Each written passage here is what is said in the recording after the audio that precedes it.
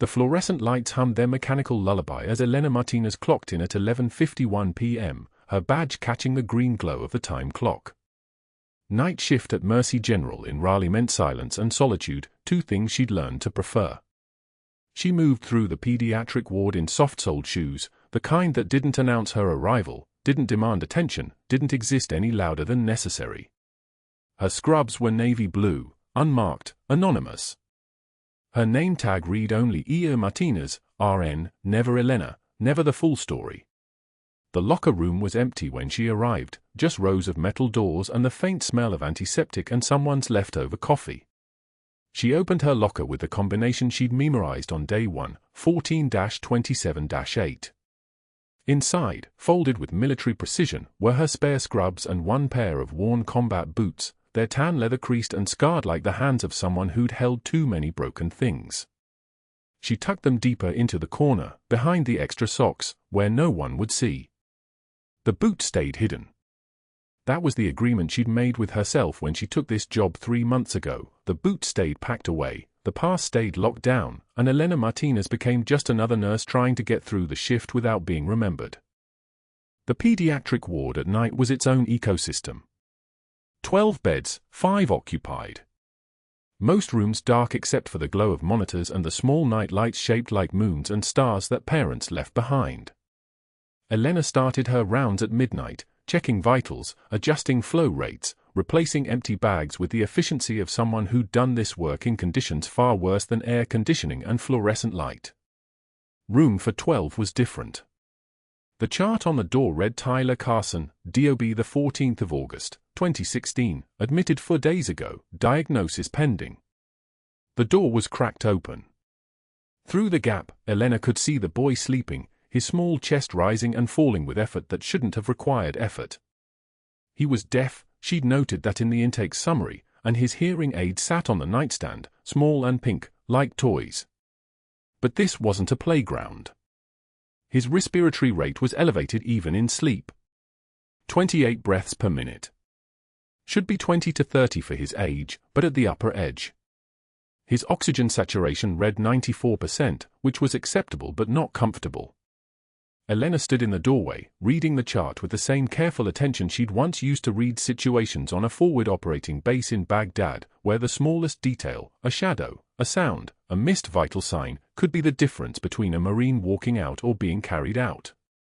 15 different specialists had examined Tyler Carson over the past 4 days. 15. The list was in the chart: pediatric pulmonologist, infectious disease, rheumatology, neurology, immunology, ENT, cardiology, gastroenterology, oncology, radiology, hematology, endocrinology, genetics, emergency medicine, and one consulting physician from Duke whose name she didn't recognize. All of them had the same conclusion: unsolvable, undiagnosable, unexplainable. Tyler's respiratory decline was a mystery that had stumped everyone. Elena opened the chart fully, her eyes moving down the invoice section with the same precision she brought to everything. That's when something caught. Room for 12 showed 3 charges: experimental inhalation therapy session, $8 for 100, dated 3 days ago. Advanced genetic metabolic panel, $12 700, dated 2 days ago. Specialized nebulizer treatment protocol, $6 500, dated yesterday. The dates lined up. The charges were on the account. But when Elena looked at the actual treatment logs, the nurse's notes documenting what was actually administered, there were gaps. Big gaps. The inhalation therapy notation read standing orders, deferred pending specialist approval. The genetic panel showed ordered, samples not yet collected. The nebulizer treatment had no documentation at all. Just blank space where a nurse's signature should have been. She checked the 4 bags hanging from the pole beside Tyler's bed. Saline. Standard pediatric maintenance fluids. Nothing that matched the charges. Nothing that matched the experimental protocols listed in the invoice section. Her left hand trembled slightly as she held the chart, not from fear but from recognition. She'd seen this pattern before. Not in Baghdad. That was combat chaos, triage under fire. This was different. This was systematic. This was someone billing for treatments that were never given, and her field hospital instincts, the one she'd worked 3 months to suppress, were screaming that something was profoundly wrong. "You'll want to be careful with that chart." Elena turned.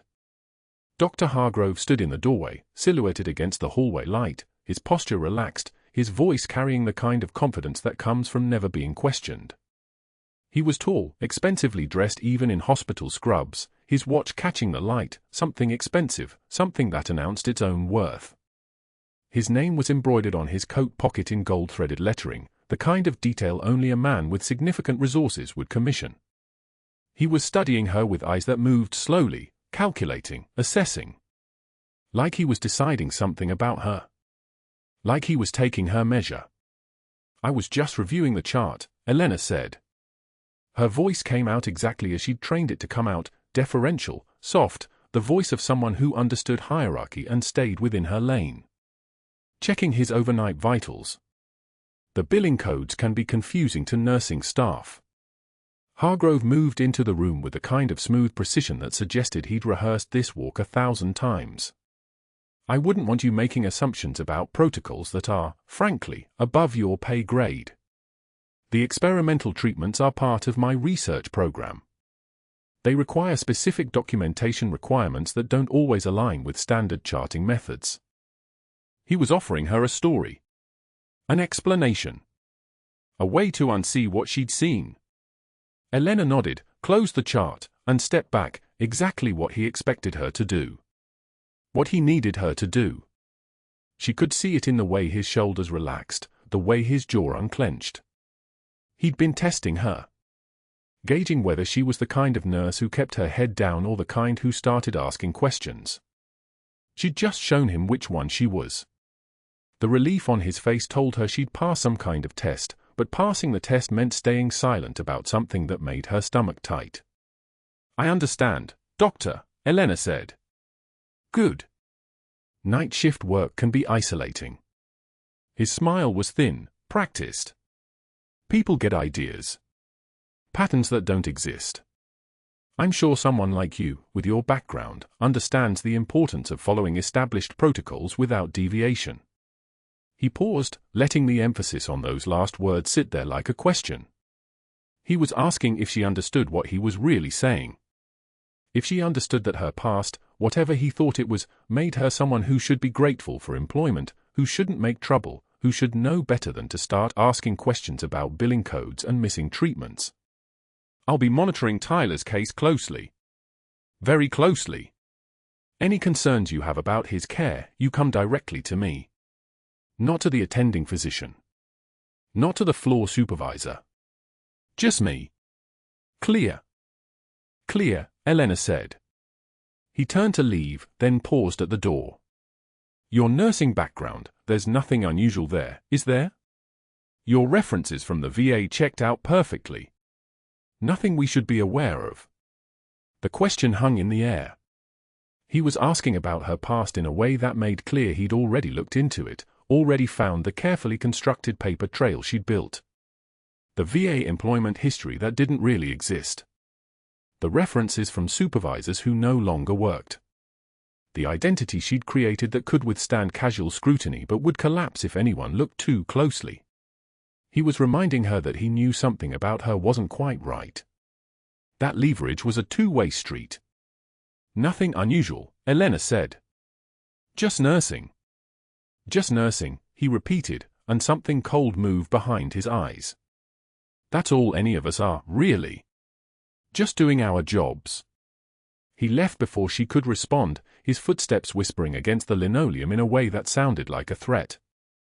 Elena stood beside Tyler's bed, listening to his breath, watching the slow rise and fall of his small chest. The hearing aids on the nightstand caught the night light, casting tiny shadows. She thought about the Marines she'd carried through the streets of Baghdad, through the firefights and the chaos. She thought about the 18-year-old from 3rd Battalion who'd bled out on her hands because the field hospital was 30 kilometers away. She thought about promises she'd made to men who didn't make it home. She'd left all of that behind. She'd taken a job where the biggest fight was supposed to be getting through the shift.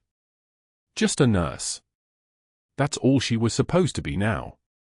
The chart sat on the foot of Tyler's bed, invoices for treatments that were never given, a sick child getting billed for experimental protocols he wasn't receiving, a doctor who was careful about who knew what.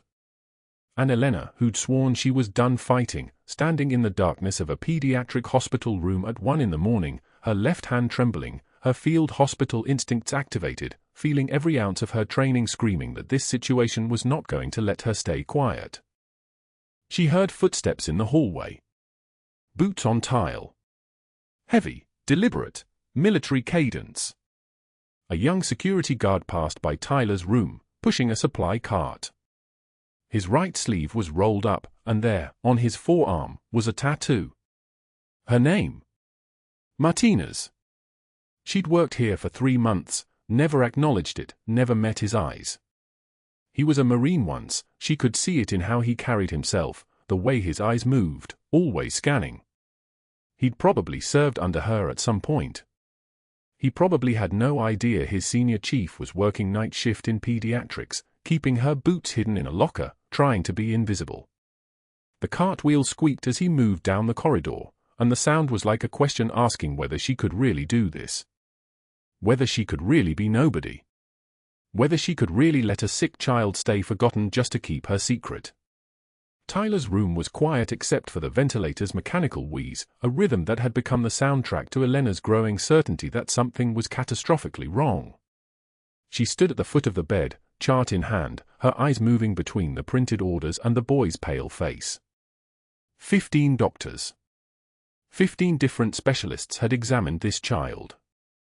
15 diagnostic conclusions that led nowhere. Admiral Carson sat rigidly in the bedside chair, his uniform still pressed despite the 11 p.m. hour, his wife beside him with her hand gripping his arm like she was anchoring herself to something solid. They watched Elena with the particular exhaustion of parents who had stopped sleeping 3 weeks ago. Elena's voice was soft, respectful, the careful tone of someone who had learned long ago never to threaten people in power. Admiral Carson, I wanted to review something with you both regarding Tyler's treatment protocol. She turned the chart toward them, pointing to the medication log. These experimental treatments listed here, the Novaflex enzyme therapy, the aerosolized immunoglobulin infusions, I'm seeing them billed to your insurance at $18,000 per treatment. But when I check the actual medication orders and administration records. She paused, choosing each word like she was diffusing something delicate. They're not in the system. Not the inventory, not the pharmacy logs, not the nursing documentation. Mrs. Carson's eyes widened. The Admiral leaned forward, his jaw tightening. Are you saying? The door swung open with the force of someone who had been listening in the hallway. Dr. Hargrove entered the room like a man who had been waiting for this exact moment, and Elena understood in the space of a heartbeat that this was a trap, that he had known exactly what she was doing, and he had positioned himself to destroy her in front of witnesses. Nurse Martinez. His voice carried the kind of precision that made the air itself feel smaller. How fascinating that you've decided to conduct a medical review of a case that has already been evaluated by 15 board-certified specialists, each with more experience than you've had shifts. He turned to the Admiral with a smile that didn't reach his eyes. Please forgive our enthusiastic nursing staff. They occasionally confuse confidence with competence. Elena's hands remained absolutely still. Her breathing didn't change. This was familiar terrain, the kind of humiliation that came from people who needed to establish dominance to feel alive. She had survived worse in rooms where the walls were corrugated metal and the only light came from burning buildings. The experimental protocols I've prescribed represent the cutting edge of pediatric respiratory medicine, Hargrove continued, his voice dripping with condescension like oil on water. Treatments that exist nowhere else in the Southeast. You understand that we don't explain sophisticated medical decisions to everyone on the nursing staff, yes? Particularly not to those who acquired their credentials through less rigorous pathways. He looked at her directly now, and his eyes held something that looked like hunger. Tell me, did they teach diagnostic medicine in whatever online program gave you that nursing degree? The Admiral's face darkened. His wife made a small sound, something between a gasp and a cry. Elena felt a single tear escape before she could catch it. She didn't wipe it away immediately. She let it slide down her face while maintaining absolute eye contact with Hargrove, a composure so complete that the tear became an accusation rather than a weakness. When she finally raised her hand to wipe it, the motion was slow and deliberate, like she was cataloguing his face, his words, his strategy for some future reckoning. "I've seen what happens when good men stay silent, Doctor," she said, and her voice had dropped an octave, something older and harder emerging from beneath the deferential nurse. "It never ends well." Hargrove's smile faltered for just a fraction of a second. Then it returned, sharper. "Your job is to empty bedpans and monitor vital signs. Not to question your betters." He turned back to the Admiral with practiced charm. "I assure you, your son is receiving the finest care available anywhere in the country." The Admiral said nothing. Mrs. Carson gripped his arm tighter. Elena excused herself quietly and returned to the nurse's station, where she updated Tyler's chart with meticulous documentation of everything she had witnessed and heard. She wrote careful notes about the medication discrepancies. She made certain every word could be reviewed and verified. Then she clocked out at 7 a.m. like nothing had happened, drove home to her apartment on Fayetteville Street, and sat in the darkness of her bedroom staring at nothing. 3 days later, Elena walked into the break room during shift change carrying a sad sandwich and a bottle of water. The room was moderately full, her colleagues scattered at various tables, the smell of microwaved leftovers and stale coffee heavy in the air. She opened the refrigerator, found a space for her lunch, and selected an empty chair. Within 90 seconds, every single person at that table rose and left. Chairs scraped backward in a coordinated symphony of rejection. Trays were gathered. Conversations that had been happening seconds before simply ceased mid-sentence. One nurse, a woman Elena had helped stabilize during a panic attack 3 weeks earlier, didn't even make eye contact. They filed out like a school of fish turning toward deeper water, leaving Elena alone at a table designed for 8. She unwrapped her sandwich anyway. Turkey and mustard on wheat bread. Nothing special. She took a bite and chewed it slowly while the fluorescent lights hummed their constant electronic prayer above her head. The taste was cardboard. Everything tasted like cardboard now. Hargrove had been thorough. She had heard the whispers, fragments that accumulated like snow collecting on stone. Unstable. Fabricated credentials. Claims she has some kind of military background but can't explain the gaps in her resume. Probably made up the whole thing. Don't sit with her. Did you hear what she said to Dr. Hargrove? The whisper campaign had worked exactly as intended. Mercy General was a small ecosystem, and Hargrove was its apex predator. She finished her sandwich alone. The write-up appeared on the unit board during morning rounds the next shift. Printed on official hospital letterhead. Signed by Dr. Hargrove and the nursing supervisor, who apparently had decided that protecting her job meant aligning with power rather than principle. Elena stood reading it while other staff members gathered around, and she felt their eyes on her like a weight. The document was a masterpiece of administrative destruction. It cited her for insubordination and failure to respect the chain of command. It mentioned disturbing family members with unsubstantiated conspiracy theories regarding billing practices. It accused her of exceeding scope of practice by offering unsolicited medical opinions to patients and their families. And there, in Hargrove's handwriting added as a note at the bottom, our little detective might benefit from understanding the difference between observation and accusation. He read it aloud during rounds with 6 staff members present. His voice was casual, almost amused. Like this was a small correction, a minor disciplinary matter. But the smile on his face said something else entirely. It said, "I own you now. I own this room. I own your future at this hospital." Elena listened to every word without moving, without speaking, without allowing her face to register anything except professional awareness. When he finished, she spoke in a voice so calm it sounded like it came from another room. "May I ask if this write-up is final, or if there's an opportunity for a response?" "Of course there is," Hargrove said, his tone suddenly magnanimous. "We're not unreasonable here. But perhaps you might use this time to reflect on your role and your limitations. Understood, Elena said. That night, during her shift, Tyler's condition took a sudden catastrophic turn. Elena was checking on him at 2:48 a.m. when she noticed it, his chest rigid as concrete, breathing absent, lips already turning that particular shade of blue that meant minutes were counting down.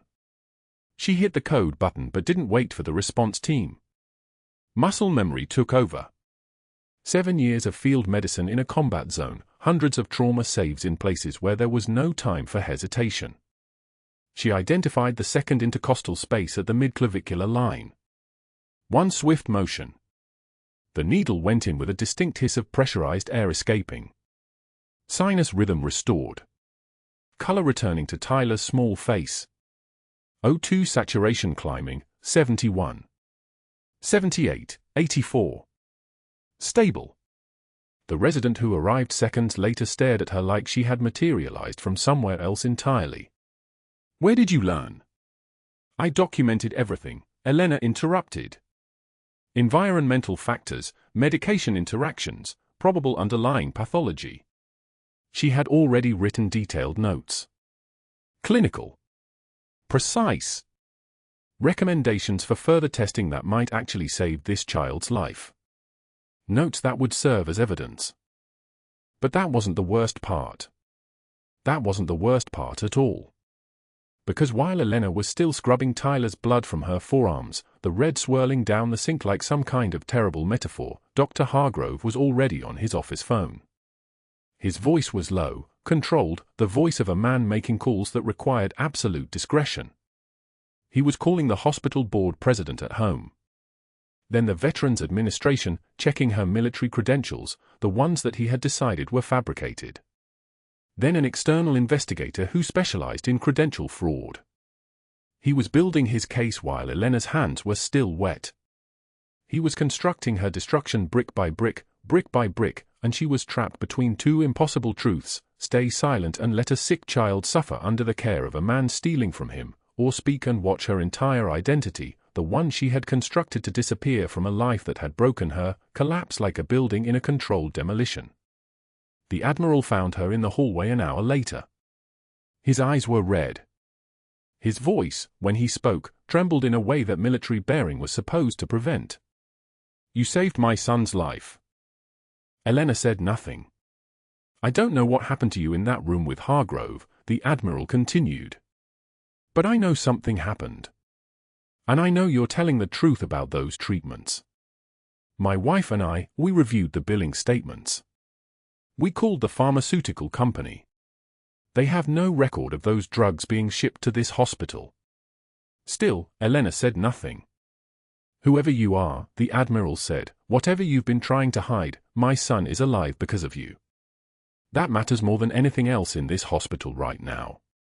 Elena felt something break inside her chest, some load-bearing wall finally giving way under the weight of things she had been carrying. She excused herself without answering, drove home, and sat in her darkened bedroom, the pair of worn combat boots still resting at the bottom of her locker at Mercy General, waiting for a future that suddenly felt impossibly far away. The needle went in clean. Second intercostal space, midclavicular line. The hiss of air escaping, that particular sound Elena had learned in a field hospital in Baghdad, where the desert wind carried different screams than American cities. Tyler's small chest rose. The saturation monitor climbed. 75. 82. 90. The resident across from her, Dr. Patel, fresh out of his fellowship, 28 years old and still believing protocols solved everything, stepped back like he'd just watched a ghost perform surgery. Elena's hands were steady. They had always been steady. Not because she was brave, but because panic was a luxury she'd surrendered somewhere between her second and third tour. The boy's breathing eased. His body went from rigid to merely fragile, which was an improvement.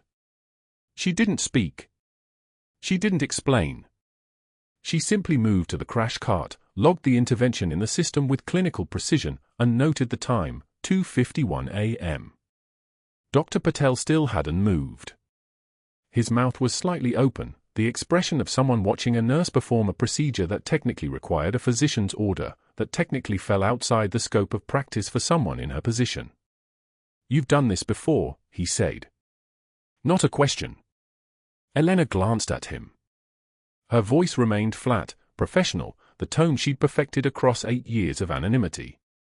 "Read the literature on tension pneumothorax in pediatric patients. Needle decompression is first-line treatment when you can't wait for imaging." "I know the literature," Patel said quietly. "I meant something else." She didn't answer. She adjusted Tyler's monitors, checked his full line, and made a note that the boy's father, an admiral in the United States Navy, would want to know that his son had stabilized. That was how civilians spoke about these things. Stabilized. Back in the military, they called it not dead yet. Elena preferred the clinical terminology. It kept the feelings at a distance where they couldn't damage her. The shift ended at 6 a.m. By 7 a.m., Dr. Hargrove had already made 3 phone calls. The first was to Richard Kellerman, the hospital board president, whose personal number Hargrove had obtained years ago through the kind of professional networking that was really just debt collection disguised as camaraderie. Hargrove called his home, catching him before his coffee had finished brewing, and spoke with the kind of measured concern that poisoned everything it touched. "We may have a credentialing issue developing on pediatrics. I wanted you to hear it from me first." By 8 a.m., Hargrove had contacted the VA hospital in Durham, claiming to be conducting a routine background verification on a nursing candidate. The woman on the phone checked their records. No Elena Martinez in the system. No record matching her description. No enrollment in any nursing program during the years she claimed to have worked there. The VA nurse made a notation in the system and promised to have someone call back with clarification, standard procedure. Hargrove thanked her and disconnected, feeling the particular satisfaction of watching a house of cards begin to tremble. By 9 a.m., he was meeting with an external investigator named Marcus Webb, who worked for a firm that hospitals hired specifically for situations like this, when they needed someone who wasn't part of the institution, someone with no loyalty, someone who could build a case. Webb was 63, wore a charcoal suit that had cost more than Elena made in a week, and carried a leather briefcase that contained the kind of investigative tools that could unravel a person's life in 4 business days. Hargrove handed him Elena's personnel file, which was thin. She'd only been at Mercy General for 19 months, and outlined his concerns with the precision of a surgeon opening a vein. 3 documented incidents of overstepping her authority, Hargrove said, though there were actually only 2, and he'd already begun drafting the 3rd. Concerns about the authenticity of her references. And most critically, an unauthorized procedure performed on a patient, the Admiral's son, that, while it happened to turn out positively, represents exactly the kind of reckless intervention that puts our institution at legal and financial risk. Webb was already writing. "Tell me about the procedure." She performed an emergency needle decompression for a suspected pneumothorax without waiting for physician authorization. Could have perforated a lung. Could have caused infection. Could have complicated his existing respiratory condition. We got lucky this time, but what if we hadn't? What if the Admiral decided to sue for an authorized medical intervention? The logic was sound. The concern was legitimate. And it was a complete fabrication layered on top of legitimate facts. Webb nodded, taking notes with the careful precision of someone being paid by the hour to destroy people. "I'll need to interview her, review her credentials with the program she claims attended, cross-reference her dates of employment with the facilities she listed." "Of course," Hargrove said. "Whatever you need. I just want to make sure we're protecting the institution." By 10 a.m., Elena was in the break room pouring coffee that tasted like plastic had been filtered through regret. Her hands were clean now. She'd scrubbed them 3 times, a habit from the operating tents, where cross-contamination could kill faster than bullets. The coffee was her 4th cup. She wasn't sleeping anyway. Sleep required the kind of peace that came from not having secrets, and Elena had so many secrets that she would have needed to disassemble her entire identity just to find the ones worth keeping. One of the newer nurses walked in, took one look at Elena, and then left without pouring coffee. That was becoming a pattern. The room was cleaner when she wasn't in it. By 11 a.m., Hargrove was sitting with the unit director and 2 other members of the hospital's credential committee, presenting his case like a prosecutor who already knew his jury. He had printed documents. He had email chains, some of which he doctored with careful precision, changing dates and removing context. He had a timeline that showed Elena asking increasingly detailed questions about billing practices, which he reframed as suspicious behavior inconsistent with someone genuinely focused on patient care. "It looks like financial curiosity," he said, which was another skillful lie. "Inappropriate questions. And then this unauthorized procedure on a high-profile patient, the Admiral's son, no less, which puts our entire facility at risk should there be any complications or liability questions." The unit director, Margaret Chen, was 61 years old and had worked at Mercy General for 23 years. She listened to Hargrove and nodded because he had the kind of confidence that authority respected, and because 3 members of the board owed him professional favors, and because a single lawsuit could tank a hospital's insurance ratings. "Where is she now?" "She's finishing her shift," Hargrove said. "I thought we should wait until the external investigator could be present for the formal discussion." By noon, Elena was being called to the director's office. She knew what was happening before she even arrived.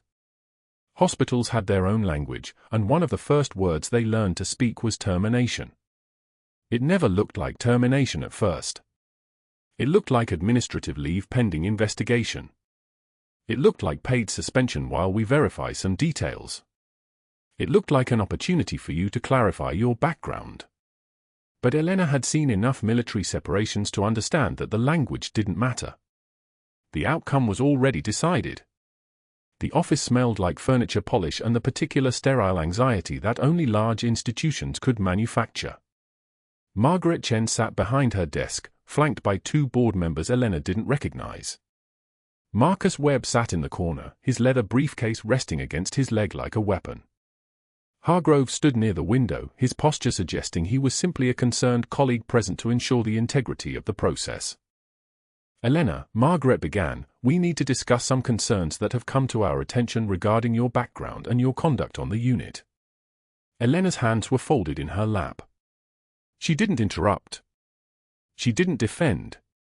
She simply listened as Margaret outlined the accusations, credential issues, the VA couldn't confirm her employment history, concerns about her performing a procedure without proper authorization, questions about the extent of her actual nursing experience given the gap between when she claimed to have trained and when she'd begun working at Mercy General. "I performed a needle decompression on a pediatric patient in respiratory distress," Elena said quietly when Margaret paused. "It was an emergency intervention. The patient was improving on supplemental oxygen, but his pneumothorax was worsening. The decompression was appropriate. According to protocol, that required physician authorization," Marcus Webb said from his corner, consulting his notes as if he had prepared a speech he was now delivering. "You overstepped your scope of practice. The patient stabilized." "That's not the point," Hargrove said gently, and that was the moment Elena understood exactly how completely she was trapped. He wasn't angry. He wasn't defensive. He was pitying, which was worse. "The point is that we have to follow procedure, even when the outcome is positive. Especially then. Because it sets a precedent." Margaret signed the papers in front of her. "Effective immediately, you are being placed on administrative leave pending completion of a full credentialing investigation. Your access to the hospital is restricted. You are not to access patient records or contact any members of the medical staff. Security will escort you from the building and retrieve your belongings." Elena stood. She did not ask to speak to an attorney. She did not demand to see the specific allegations. She did not fight, because fighting meant questions, and questions meant explanations, and explanations meant her entire constructed life would come apart like a quilt made from secrets. She had chosen this hospital specifically because it was small enough to be invisible, big enough to keep her hidden. She had chosen Raleigh because it was far enough from military installations that no one asked questions about what she'd been before. The security guard who escorted her to her locker was a young man named Rafael Torres, 26 years old, formerly a corporal in the Marines. He had a tattoo on his forearm. Not visible to everyone. He'd shown it to her once, nearly a year ago, when she'd noticed the edge of the ink sleeve creeping out of his security uniform. Her name, embedded in his skin next to the dates 2017 to 2019. She had carried him 3 miles through Baghdad gunfire.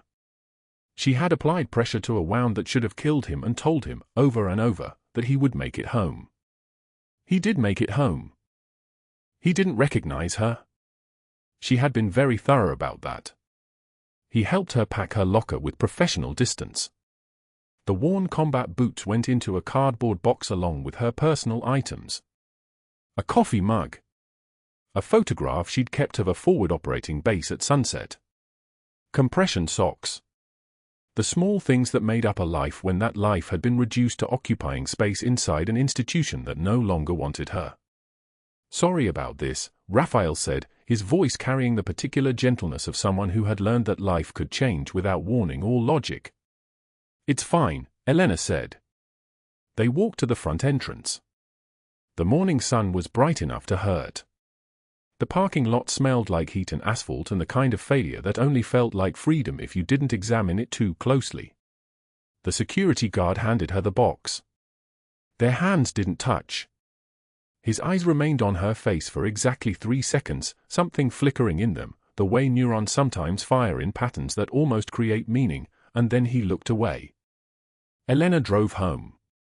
She sat in her car for 2 hours in her apartment parking lot, watching the box in the passenger seat contain everything that she'd been in Raleigh. The boots inside were from 2005. They'd carried her through Fallujah. They'd walked through her retirement ceremony. And now they were going back to the bottom of a closet where no one could find them. By 3 in the afternoon, a new respiratory episode had developed with Tyler Carson. Something was still fundamentally wrong with his lungs. The new attending consulted with 2 more specialists.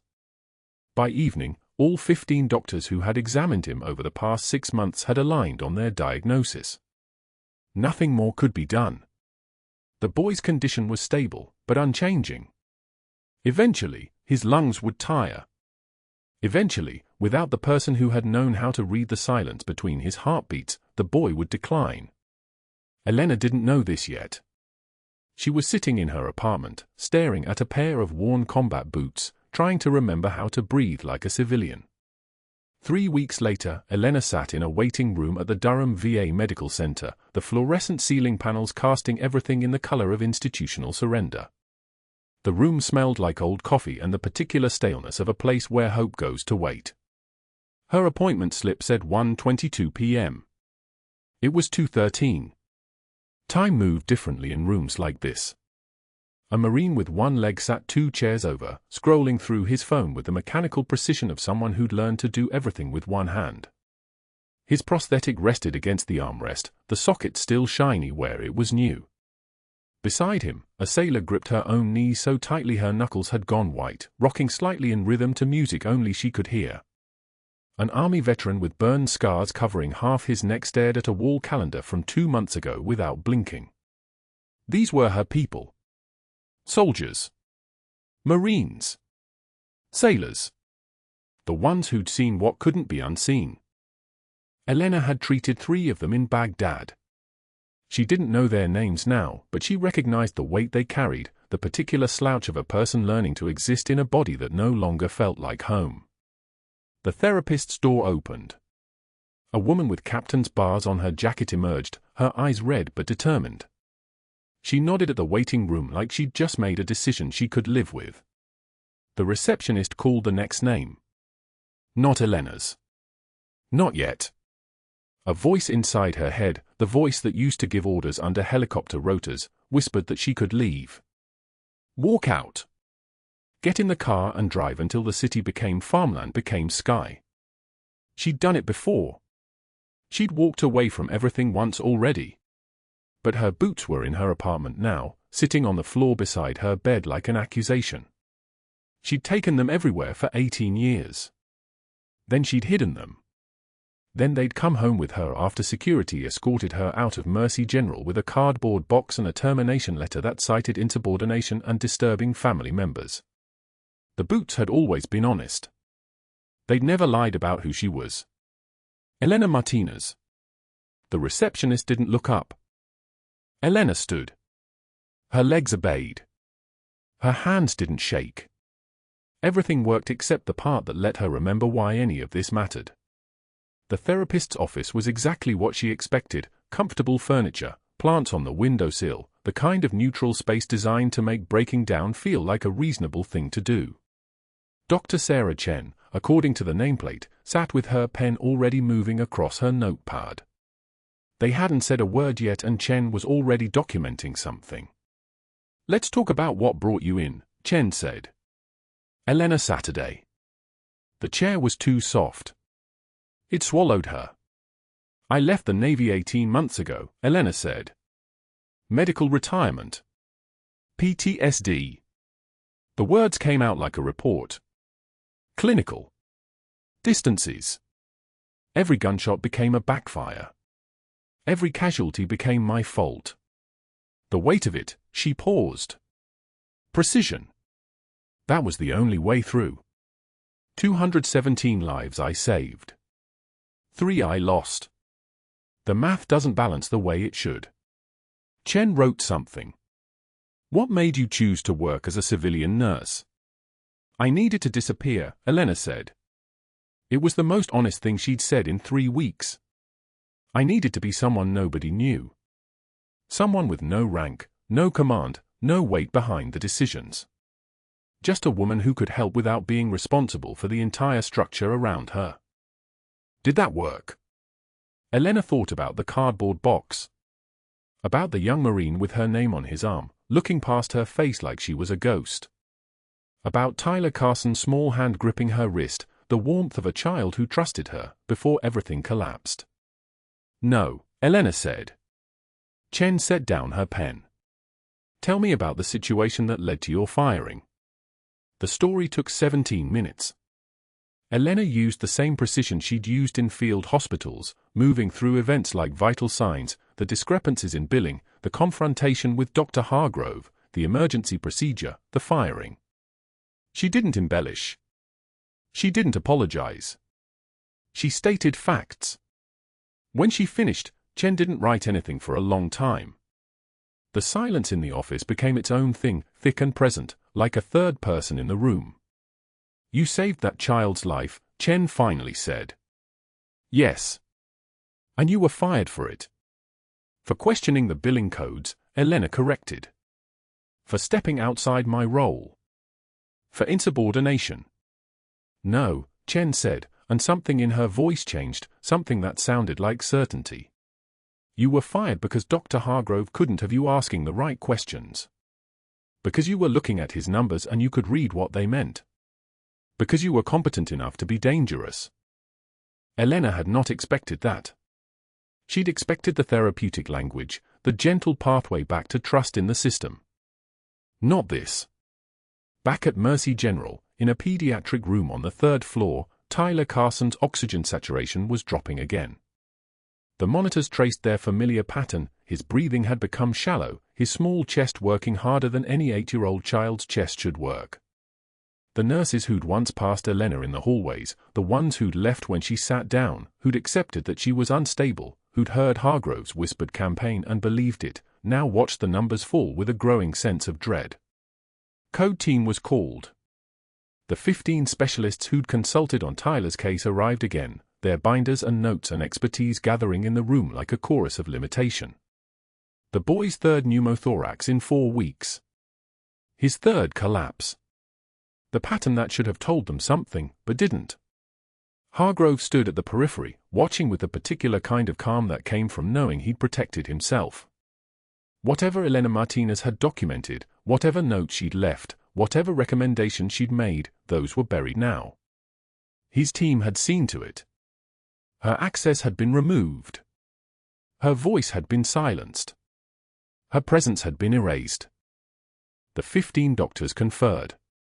The conclusion was unanimous: nothing more could be done. The boy's respiratory system was failing for reasons they couldn't determine. The treatments weren't working. The interventions had been exhausted. It was a medical mystery, tragic and inevitable, the kind of case that would be discussed at conferences as an example of the limits of medicine. But 15,000 miles away, at a Naval Medical Center forward operating base, a SEAL medic named Jackson was reviewing case files on a secure server. He'd been consulting remotely on Tyler's case for 3 weeks, offering suggestions that had been systematically ignored. He was searching the hospital's backup system for any documentation from the nurse who'd called him directly, the one with the calm voice and the specific knowledge of tension pneumothorax protocols. He found her notes. 5 pages of analysis, written in the precise language of field medicine. Environmental triggers. Medication interactions. Recommendations for monitoring protocols that nobody had implemented. The notes had been deleted from the active file. Jackson cross-referenced the name with naval records. Senior Chief Petty Officer Elena Martinez. 3 tours in Baghdad. 217 documented combat saves. Medical discharge, 18 months prior, PTSD. Nursing credentials verified and current. The woman they'd fired was the most qualified person ever to work in that hospital. Jackson made a call. Admiral Carson, who was running out of prayers and running out of time, answered on the first ring. The Admiral listened. The Admiral understood. The Admiral had spent 40 years in the Navy learning that the most dangerous people were the ones who asked the right questions, and the most dangerous moments were when the system tried to silence them. He started making calls. To Naval Medical Command. To the Naval Criminal Investigative Service. To people who understood what it meant when a senior chief with her record disappeared from her post. Meanwhile, in the waiting room at Durham VA, Elena signed the intake forms and listened to the veteran in the chair beside her talking about nightmares. Her own appointment had been scheduled for another Tuesday. The system moved slowly. The system always moved slowly. By the time anything official happened, by the time the evaluation was complete and the paperwork was processed, by the time anyone decided she was stable enough to trust, weeks would have passed. Months maybe. She'd wanted to disappear. She'd gotten her wish. The Marine with one leg looked at her as she stood to leave after her session. He didn't know her. She didn't know him. But his eyes tracked hers with the particular recognition of someone who understood that survival and invisibility were often the same thing. "You get to go back?" he asked. The question hung there, simple and impossible. "No," Elena said. "That was the deal I made. I don't get to go back." She drove home through Raleigh in the late afternoon, the sun creating long shadows across streets that would never be her streets. Her apartment was exactly as she'd left it. The pair of worn combat boots sat on the floor beside her bed. She picked them up. The leather was cracked from Fallujah heat. The laces were tied with the kind of knot that never came loose. Her name was written inside in black marker, Elena Martinez, Senior Chief, and a date from 2008. She sat on the edge of the bed, holding the boots, and didn't cry because that would mean giving the silence permission to speak. Instead, she made a list of the people she'd promised to look after and had abandoned instead. A list that included 217 names she'd saved and 3 names she hadn't. A list that now included one 8-year-old deaf boy with her recommendations deleted from his medical record. The cost of anonymity, she thought, was that you eventually disappeared completely. Even the good you'd tried to do would vanish behind you. Even the lives you'd touched would forget your name. Even the children you'd saved would be saved by someone else next time, because you wouldn't be there. The boots weighed nothing in her hands. But they contained the weight of everything she'd been before she decided to stop being it. Outside, in the North Carolina darkness, a radio operator at Naval Air Station Oceana was already writing the flight plan for 2 UH-60M Black Hawks. Wheels up at 0600 Tuesday morning. Destination, Raleigh Durham International. The SEAL Team 3 roster was being confirmed. The Admiral was making phone calls to the hospital board president. The questions that Elena had asked quietly, the ones about billing codes and treatments never rendered, were about to become very loud questions indeed. But Elena didn't know this yet. She sat in her apartment in a city that was supposed to have swallowed her whole, holding her boots, waiting for the system to move at its own slow pace. She had no idea that the young Marine with her name tattooed on his forearm was already being briefed about what they were about to do. She had no idea that Admiral Carson had made a decision that morning that his son's fight to breathe was going to become a catalyst for something much larger. She was still invisible. Still safe. Still exactly where Dr. Hargrove had put her? That was about to change. The hospital's main entrance exploded into controlled chaos at 6:08 a.m. 2 Navy helicopters descended through the morning mist, their rotors hammering the air like thunder that refused to break. The UH-60M Blackhawks touched down on the manicured lawn outside Mercy General's main entrance, their skids barely kissing the grass before the doors slid open. A SEAL medical team emerged in full dress blues, creased uniforms that looked like they'd been photographed rather than worn. 9 sailors in dress uniform, boots striking the tile floor of the lobby like a march that made the reception desk staff straighten their spines involuntarily. The team leader, a mustached operator with the bearing of a man who'd spent the last decade making life-or-death decisions in sand and darkness, stepped directly to the reception desk. His voice carried the weight of absolute authority. "We're here for Senior Chief Martinez," he said. It wasn't a request. It was a command written in the specific cadence of a man accustomed to immediate compliance. The lobby fell silent. Nurses froze mid-stride. A doctor checking his phone looked up and actually took a step backward, as if making space for an approaching current he didn't understand. The receptionist's fingers hovered over her keyboard. She had no idea which department, which floor, which Martinez, but she knew, everyone in that lobby suddenly knew, that something seismic had shifted beneath their feet. The young Marine standing at the gift shop counter, the one who'd guided Elena toward the parking lot with her cardboard box of belongings 3 weeks earlier, felt his chest tighten. Corporal Danny Reeves. His tattoo, the name Elena Martinez inked across his forearm, began to burn like it had fresh ink. He watched the SEAL team leader scan the lobby with eyes trained to identify threats and assets in 5-second intervals. Those eyes landed on him. Recognition flickered. This young Marine who'd never said a word about the name on his arm. This young Marine who'd escorted his senior chief out of this building like a pallbearer at a funeral that hadn't ended yet. The elevator doors slid open on the 3rd floor. Elena emerged in the soft grey light of morning, still in yesterday's scrubs, dark circles under her eyes from a night spent staring at the ceiling in her apartment. She wasn't supposed to be here. Her administrative leave prohibited her from the building. But the 3 a.m. call, a trembling pediatric nurse asking if Elena had any notes about Tyler Carson's breathing patterns, had pulled her back. She'd driven in the dark. She'd climbed the stairs to avoid security cameras.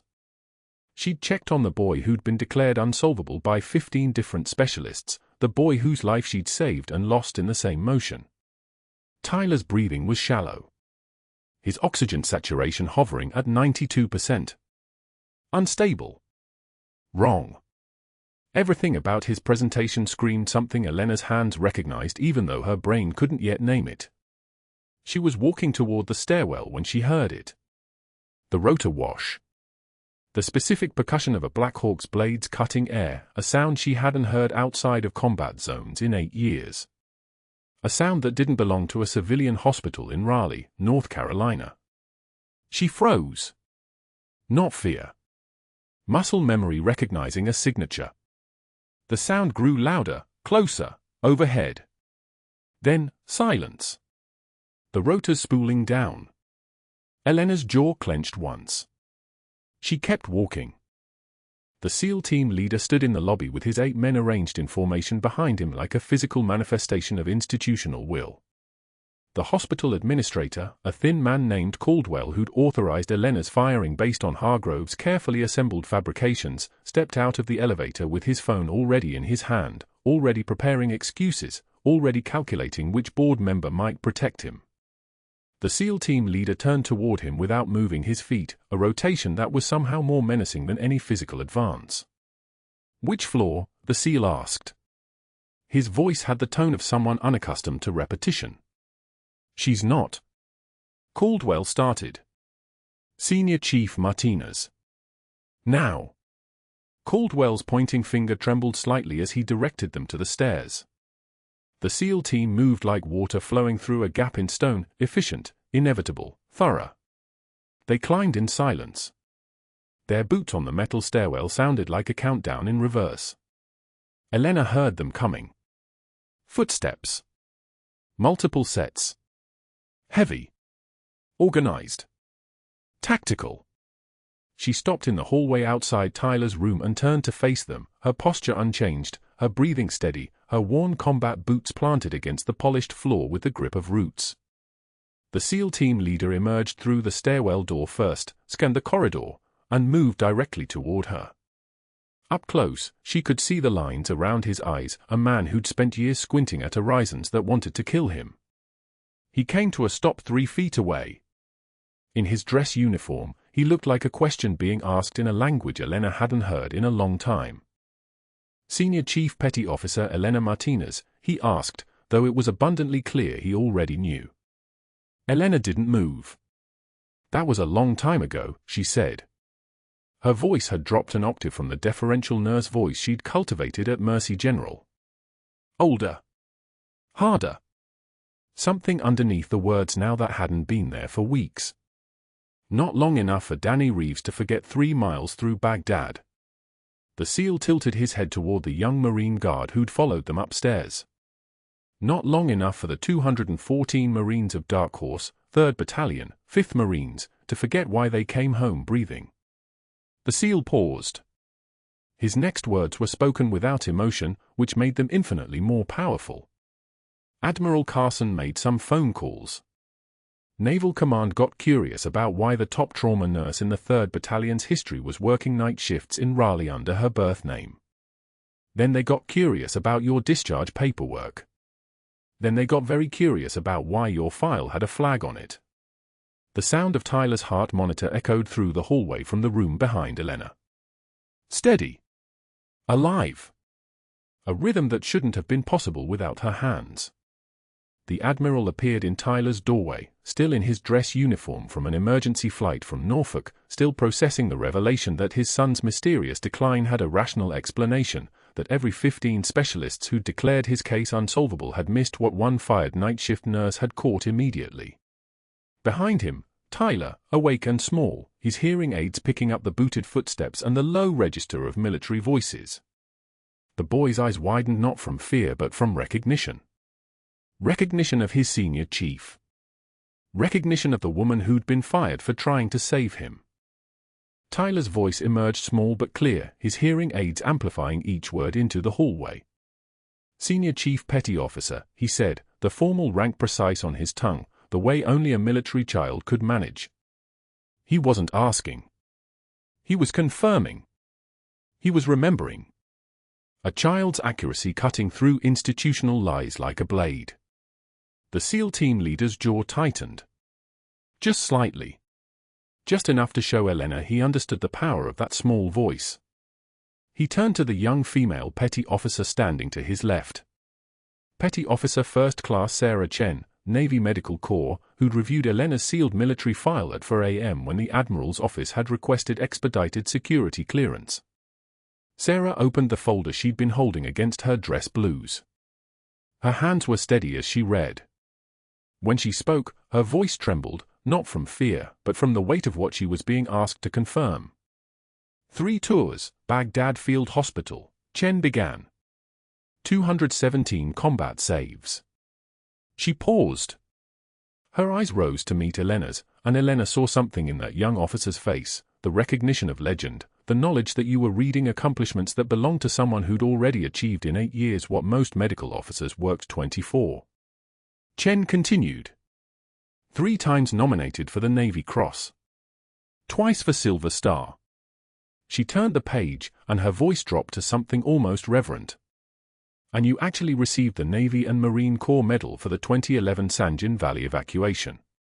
8 personnel extracted across 4.7 kilometers of active combat zone. You carried one of them yourself. 18 years old.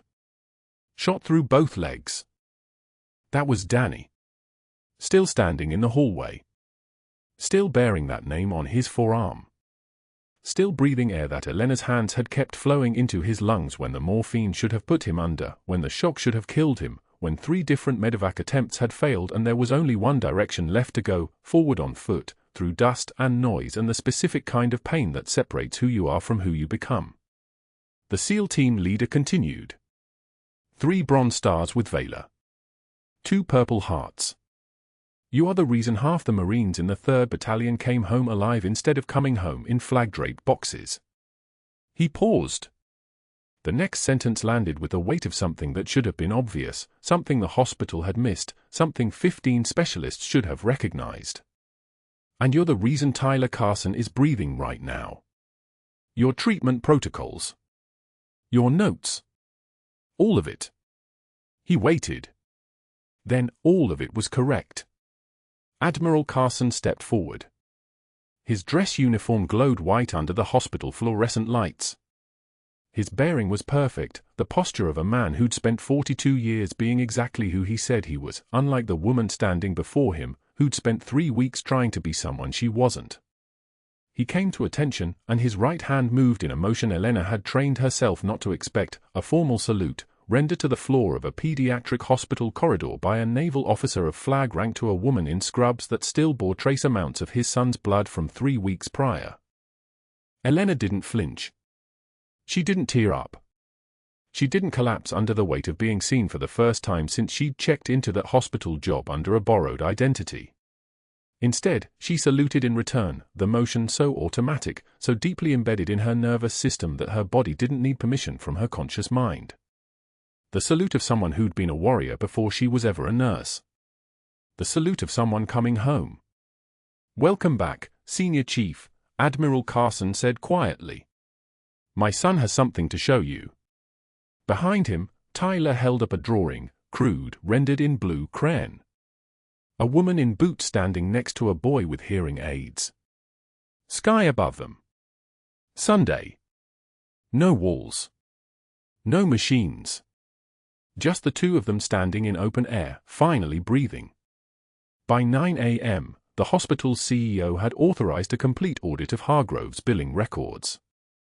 By noon, the compliance officer, terrified of military scrutiny, energized by the arrival of Navy personnel who demonstrated they took patient care with the seriousness of a military operation, had discovered the pattern that Elena had spotted in 90 seconds of chart review 3 weeks earlier. 15 different specialists. 6 other pediatric patients. Medications billed and not administered. Experimental treatments that existed only on invoices. A diversion scheme that had been operating for almost 2 years. The medications hadn't disappeared into the ether. They'd been resold through a pharmacy ring that Hargrove's uncle ran in Charlotte. Federal investigators were contacted before noon. By 3 p.m., the hospital board had declared Hargrove's actions unsanctioned and was actively cooperating with the investigation. By sunset, his medical license had been suspended pending investigation. Federal insurance fraud charges were being filed within 48 hours. The external investigator that Hargrove had hired, the one he'd assumed would manufacture a case against Elena, produced the opposite result. A preliminary audit of Elena's credentials showed them to be not just legitimate but exceptional. Her background checks were immaculate. Her references were real. The VA contact who'd supposedly never heard of her was actually a retired 4-star general who'd wept when Elena's call came through at 5 a.m. asking him to confirm details of her service. That investigator also flagged the billing discrepancies as mandatory reporting, which meant his investigation became a federal matter within minutes. Hargrove wasn't going to face a fired nurse. He was going to face the FBI. The hospital administrator who'd approved her termination offered Elena a formal apology at 4:27 p.m. and a complete reinstatement with back pay. Elena accepted with the kind of quiet dignity that made everyone around her understand that the administration's forgiveness was incidental. The apology didn't matter. What mattered was that Tyler had been stable for 6 hours with Elena's protocols in place. What mattered was that the systems protecting fraud were being dismantled. What mattered was that she was being offered back something she'd never actually left. She made one request, her voice steady and commanding in a way that made the administrator straighten his spine. Second opinion requirement on all long-term pediatric cases. No pediatric patient stays on the same treatment protocol for more than 48 hours without evaluation by a second attending physician. She paused. Protocol effective immediately. Non-negotiable.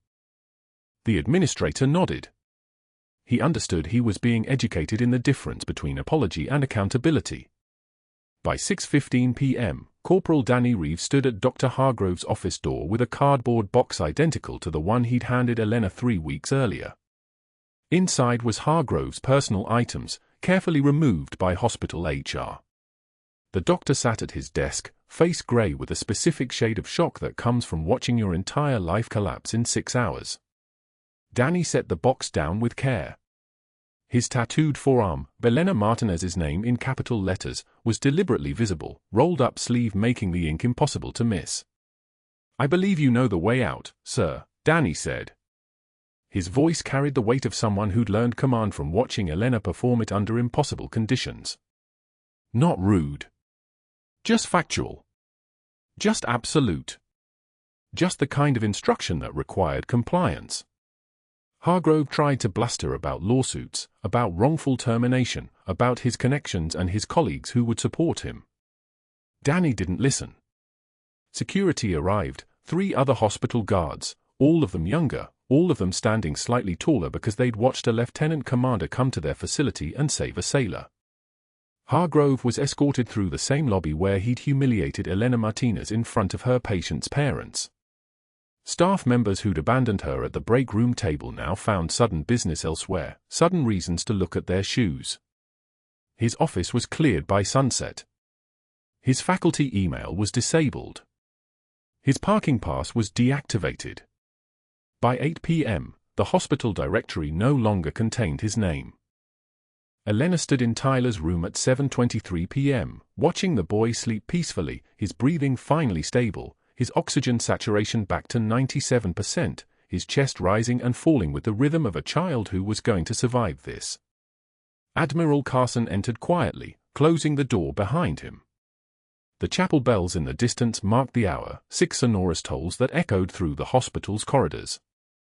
"Why didn't you tell anyone who you were?" the Admiral asked quietly. Elena's response came without hesitation, the words she'd been rehearsing in the darkness of her apartment for 3 weeks finally finding their voice. "I came here to heal, not to be a hero. Some wounds need silence to close."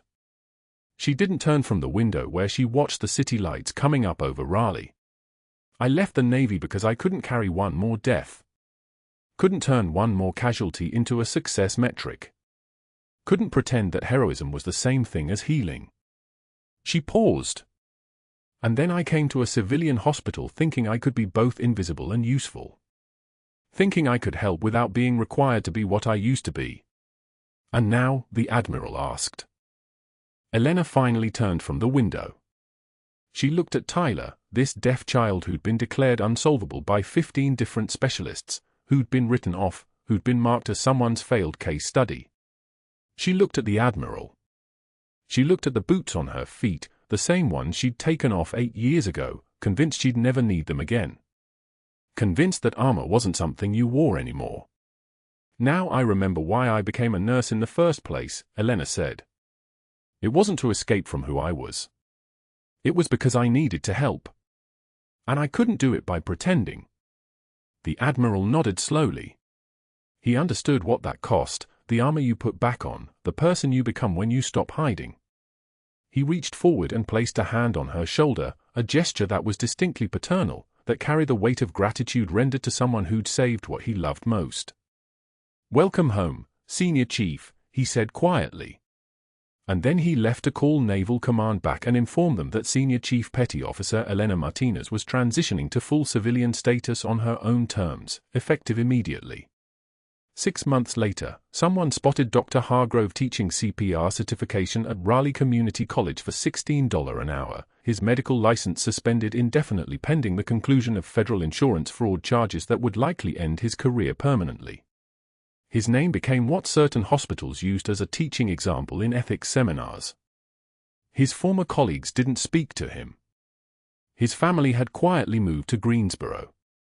He was alive and breathing, which was more than he deserved to offer Tyler Carson, which was more than he'd offered Elena Martinez, but it was less than the system might have demanded from him before Elena had forced it to care. Mercy General's Chapel filled on a November morning with a kind of cold light that makes everything in the room seem temporary. Elena stood at the front in her nurse's uniform, white scrubs, no longer borrowed authority but actual rank pinned to her collar. Admiral Carson approached with a small velvet box.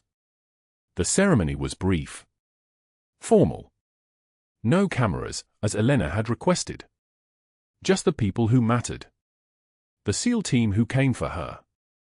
The 15 medical specialists, several of whom looked appropriately humbled, all of whom had received copies of Elena's field hospital notes with a simple addendum, what you missed in a pediatric ward, this nurse caught in 90 seconds. Corporal Danny Reeves stood in the front row, his eyes wet because sometimes you don't get to thank the person who saved your life until years later, and when you do, it breaks something in you that deserves breaking. Tyler stood beside Elena, his small hand gripping hers with the kind of grip that meant he understood this moment belonged to her, that being seen was harder than any surgery, that becoming visible again after invisibility was its own kind of trauma. Admiral Carson pinned Elena's retired senior chief petty officer insignia to her uniform, the gold anchor and cross tridents that represented a career spent under pressure that would have destroyed ordinary people. His hands didn't shake. Elena's didn't either. Some acts are too important for trembling. "We never give up on family," the Admiral whispered. It was the same promise he'd made the night Tyler crashed, the same promise Elena had made at 2 a.m. in a combat zone 8 years prior to a bleeding Marine who bore her name on his skin. The promise that said, "I will stay. I will not leave you. I will come back." Elena returned to her shift that night because some people are built for the quiet hours, for the darkness when children sleep and their bodies either heal or don't, for the specific kind of vigilance that only warriors understand. The pediatric ward now had Elena's protocols posted in every room. Tyler's case became a teaching example in medical schools across 3 states, teaching the critical importance of listening to bedside nurses, of checking the assumptions of specialists, of understanding that the person nearest the patient often sees what the experts miss. Elena trained the next generation of trauma nurses, her voice steady and commanding, her lessons drawn from places most of them would never visit, from understanding that medical care and military precision were closer cousins than most hospitals recognized. 6 months became a year. A year became 3. Elena Martinez became exactly what she'd been trying not to be, a hero, visible and irreplaceable. But the difference was that now she understood the two weren't mutually exclusive. That healing could require armor. That compassion could demand the same intensity of focus as combat. That the quietest person in the room might be the one holding everything together, and sometimes, after invisible years, it's time to stop hiding. If this story speaks to you, or if you've ever been underestimated by someone who didn't know your history, if you've ever sacrificed visibility to do something that mattered, if you've ever carried strength so quietly that people mistook it for weakness, please like this video and subscribe to the Code Whisperers channel. Your stories matter. Your heroism, seen or unseen, deserves to be witnessed. Let us know in the comments, what would you have done in Elena's position? When did you finally decide to stop hiding who you really are? We're listening.